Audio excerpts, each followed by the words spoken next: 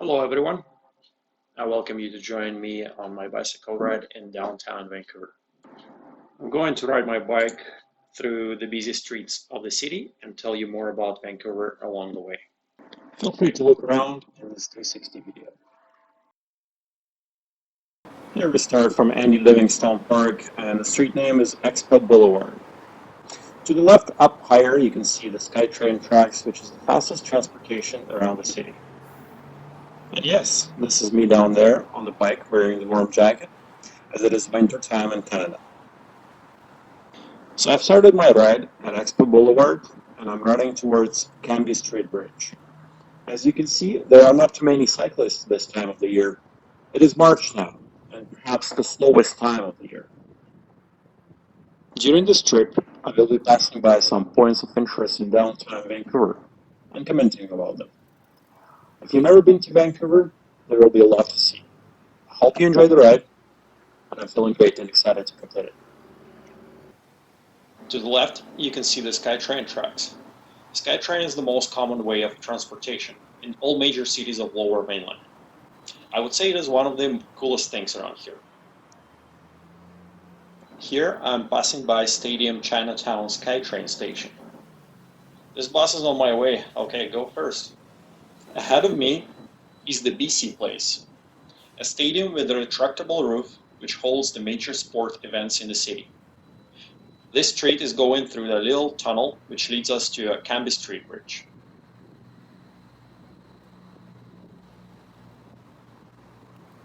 Okay, I'm exiting the tunnel now and approaching Canby Street.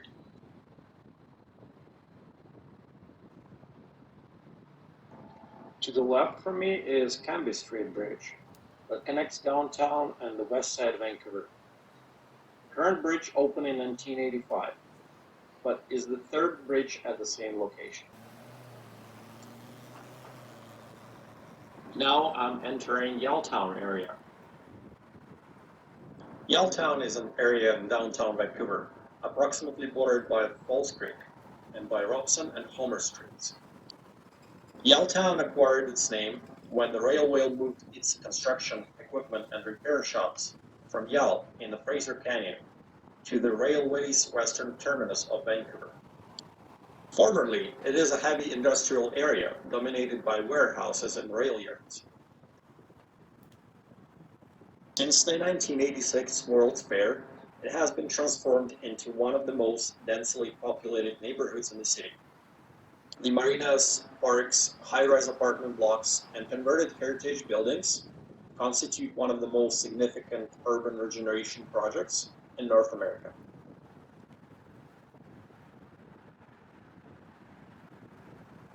To the right from me, you can see the Yaletown's popular shopping area, which is a home to hip restaurants and cocktail lounges, many with buzzing outdoor terraces, as well as indie fashion and decor boutiques.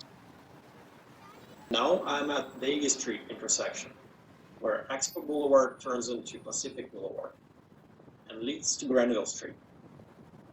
I will be making a turn on Hornby Street and continue the ride to the city center.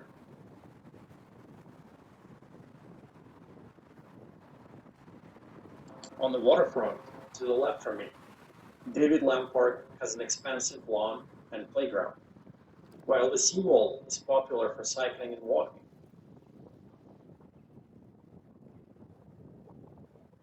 Interesting fact, Vancouver has the highest real estate prices in Canada, and is the third least affordable major metropolitan real estate market, after Hong Kong and Sydney, Australia.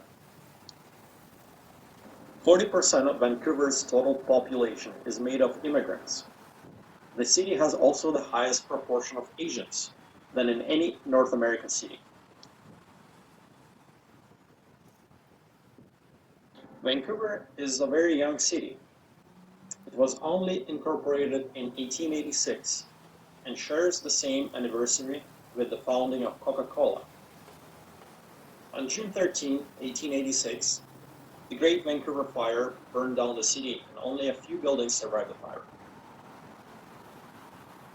Now I'm approaching Granville Bridge, which is a part of Granville Street or Highway 99, which takes you all the way to the south part of Vancouver and Richmond. This bridge divides here into three major streets of downtown: Granville Street, Seymour Street, and House Street.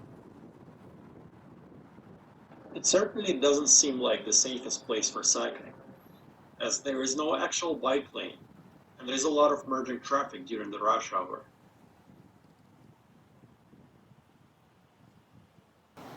I will be safely merging into the traffic, and will turn onto Hornby Street, where there is a large bike lane and is much quieter.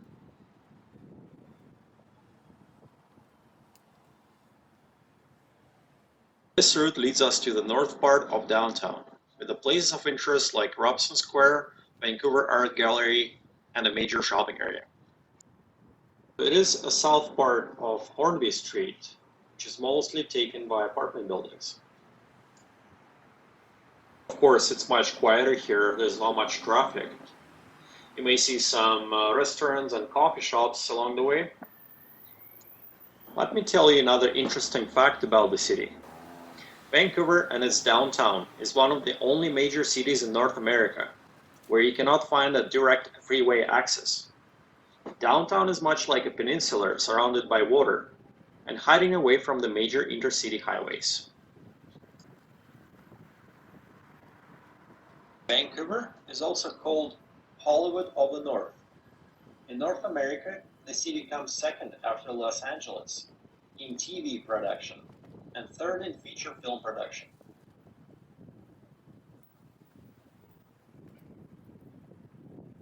To the right from me, there is an Immigration Canada service building, a government office that provides services to the newcomers in Canada, such as work or study permit extensions, and solves new citizenship inquiries. As for me, I'm a Canadian immigrant too. I have lived here for more than 10 years, but not just in Vancouver. I came to this country as a student and continued my immigration in a different city. I've been to many places in British Columbia and was lucky enough to explore the beauty of this province. And now my home is about 40 kilometers away from Vancouver. To the right, you can see the Vancouver Law Courts building and its main entrance from this street. The Law Courts building is part of the landmark Robson Square complex in downtown Vancouver. It was designed by renowned Canadian architect Arthur Erickson. The Law Courts building occupies the southern block of the three-city block complex, provincial government offices, the middle block, and the Vancouver Art Gallery, the northern block. The building is used exclusively by the two higher courts of the province of British Columbia, the Supreme Court and the Court of Appeal. Now I'm approaching Robson Square, the heart of downtown, which is a landmark civic center and public plaza surrounded by government office buildings and shopping malls. Adjacent to Robson Square is Vancouver Art Gallery, an art museum which occupies 165,000 square feet, which makes it the largest art museum in Western Canada by building size. Vancouver Art Gallery's permanent collection serves as a repository of art for the Lower Mainland region and has approximately 12,000 works by artists from Canada and around the world. Here I just crossed West Georgia Street, which is one of the busiest streets in downtown. It is in fact the fastest one-way out from the center that merges into Main Street. Let me tell you another cool fact about the city. The eco-activist group Greenpeace, one of the most successful environmental groups worldwide, was founded in Vancouver in 1971.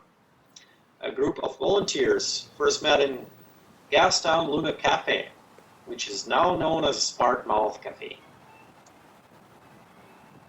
Several times, Vancouver has been named the most livable city in the world, after both Australian cities like Melbourne and Sydney, or Vienna in Austria. The index considers 30 factors related to safety, healthcare, educational resources, infrastructure, and the environment. To live comfortably here, of course, comes with a price, but the combination of a modern high-tech city surrounded by lush, rainforest, and Pacific Ocean.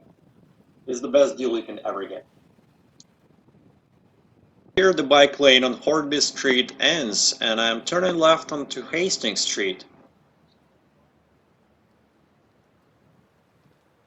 Ahead of me, on the intersection of Burrard and Hastings Street, is one of the most iconic buildings in Vancouver.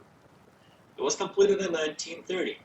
At the time of its opening, it was the city's tallest skyscraper, and even in the entire British Empire. This is the end of this part, and I'm going to continue my ride in the next two videos, exploring the beauty of Coal Harbor and Stanley Park. Thanks everyone for watching, and I truly hope you enjoyed this trip.